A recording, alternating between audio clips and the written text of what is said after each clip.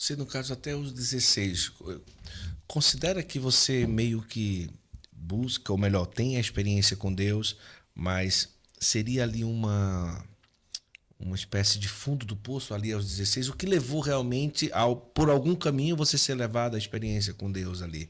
Tipo, como que estava a situação de Eliana ali aos 16 Você sabe anos? que eu participava da igreja. Eu fiz minha primeira Eucaristia, que hoje Mesmo vivendo assim, você ia na igreja? eu ia na igreja. Eu ia bêbada para a igreja. Eu comecei, então, eu fiz a primeira Eucaristia com 11 anos. Lembra que eu falei que meu bairro não tinha igreja, Sim, sim. estrutura, né? Então, a minha vizinha era catequista e ela via as crianças ali no prédio brincando e tal. Então, ela também fez essa ponte para a gente poder ser catequizado. Então, ela me viu ali, eu sempre fui muito grandona, muito para frente, muito comunicativa. Então, ela viu que eu, sendo mais nova, eu tinha um potencial para poder entrar, encaminhar ali na igreja e fazer a primeira comunhão logo. E aí eu fiz com 11 anos. Na época, eu podia fazer com 13.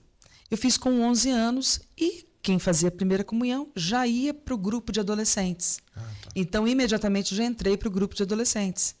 E lá era EAC.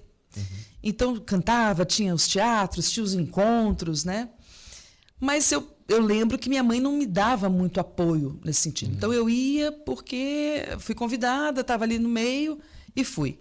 Então, eu ia também tendo essa iniciativa de me inscrever para fazer leitura na missa, para fazer um teatro. Mas, ao mesmo tempo, uma grande influência que me levou para esse caminho foram as amizades do próprio grupo. A gente saía do grupo e a gente ia para um bar. Nossa. Era muito fácil isso naquela época, né? Então, veja, não foi o grupo, porque às vezes as pessoas entendem tudo errado, mas não foi o grupo. Foi que a gente saía dali, a gente fazia os encontros, como um outro grupo qualquer. A gente ia para um barzinho, ou para uma churrascaria, sei lá, uma lanchonete, e dali tinha alguns mais velhos que foram introduzindo para mim a bebida. Eu ia bebendo ali, comecei a beber ali, depois tinha as festinhas, aí eu bebia nas festinhas. Na minha casa eu tinha acesso muito fácil, porque meu pai trabalhava numa distribuidora de bebida, ele ganhava muita bebida, então tinha aquele, tipo assim, ó, quina da sala, aqueles barzinhos, sabe? Com muita bebida. Então, quando eu não conseguia sair de casa, que era na fase de sair também, minha mãe não deixava, ou por algum motivo eu não saía, eu escondido ia, pegava 1 litro daquele e ia para o quarto beber. Então, veio aquela revolta que eu disse para você. Então, eu fiquei muito tempo livre, né? A gente não foi... Minha mãe não esteve muito presente na nossa infância. A gente ficava com as babás, com a minha tia, né? Muito querida também, que ajudou muito a minha mãe. Mas a minha mãe não era muito presente. Então, quando ela foi para dentro de casa, eu me senti, assim, coagida, né? Me senti oprimida, porque eu era livre, né? Você considera que já estava meio que dependente da situação quando sua mãe alertou? Já, porque nessa fase aí, era dos 13, 14, 15 anos, eu dentro de igreja, fazendo tudo isso, e a coisa só piorava, fiquei reprovada na escola também. Isso para mim foi uma morte, porque eu era muito inteligente, sempre tirava nota, e de repente ficar sem o meu trunfo ali, né? Falar para o meu pai e para minha mãe que eu tinha ficado reprovada e a escola já tinha chamado, a psicopedagoga já tinha falado que eu precisava de ajuda, porque eu comecei a ficar desequilibrada dentro da sala de aula. Eu, do nada, começava a chorar, e simulava uma tosse, porque era dependente do xarope, para ir no posto médico, tomar um xarope, para poder me acalmar. Eu tremia, eu via bicho. Foi uma situação muito difícil. E aí, nessa época, nesse contexto, né, minha mãe foi convidada para fazer um encontro de casais. Esse é o ponto onde Deus entra nisso tudo. Minha mãe foi convidada para fazer um encontro de casais. E, inclusive, até no dia que eles chegaram, né, que a casa devia estar arrumada, eu arrumei tudo, mas no mesmo dia eu aprontei, saí de madrugada, bebi, enfim. Mas aí ela fez esse encontro de casais, foi o primeiro contato dela, assim, profundo com a igreja. Dali, ela conheceu a renovação carismática, então foi para o grupo de oração. E no grupo de oração, ela fez esse seminário de vida no Espírito, experiência de oração, e eu ainda naquela vida. Meu pai ainda não a acompanhava, não. E aí ela foi chamada para participar do grupo de intercessão, e ali foi o contato dela mais profundo com a oração. Eu penso que ali foi, assim, a mão de Deus para poder colocar na vida da minha mãe o entendimento da força e o poder da oração. Porque foi quando ela começou a interceder por mim, convidando pessoas para rezarem por mim, o próprio grupo de oração para rezar por mim. O terço, foi quando ela descobriu a oração do terço. E foi o meio que Deus se utilizou para me salvar. Eu penso que começou com a minha mãe ali, pela força da oração, pela força da intercessão. Então eu me recordo quando eu chegava bêbada em casa, ela estava rezando, ou senão eu chegava e em cima do meu travesseiro eu tinha escrito Jesus te ama, e eu também. E eu não acompanhei esse processo da minha mãe porque eu estava perdida. Então eu só recordo disso, que tinha lá um papelzinho, Jesus te ama, minha filha, e eu também, em cima do meu travesseiro.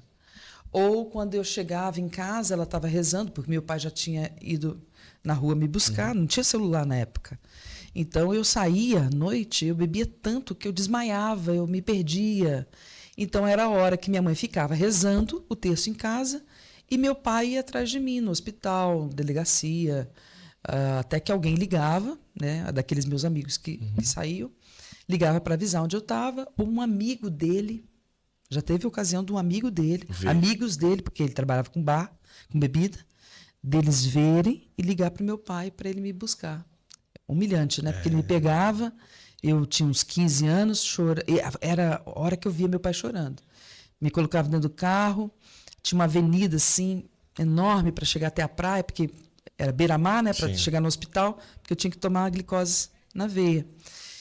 Então foi isso, sabe? É o registro que eu tenho dos meus pais lutando por mim, não desistindo de mim. Mesmo assim, continuava a ter sempre bebida na sua casa quando você estava numa situação? Não, aí nessa época difícil? Eles foram tendo noção, foram entendendo que existia aquela dependência e eles foram retirando. Já nesse momento dos 16 anos, que foi quando eu tive a minha experiência com Deus, já não tinha mais bebida em casa. Eles já tinham visto, talvez pelas orientações, pregações também, né? Que não era uma coisa saudável ter aquele tipo aquela bebida dentro de casa. Porque toda vez que eu brigava, era ali meu refúgio. A bebida, para mim, era meu refúgio, meu consolo, era o que eu tinha para me acalmar. Eu ficava muito eufórica, tinha um temperamento muito forte, muito agressiva em tudo, né?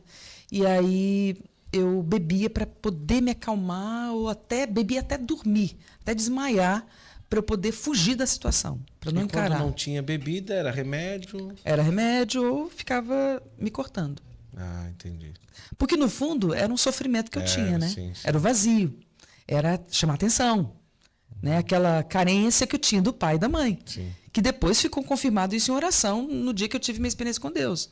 Então, por isso que eu digo que claro, eles não têm culpa, porque eles não podiam dar aquilo que eles também não tiveram. Eles não sabiam lidar com aquilo.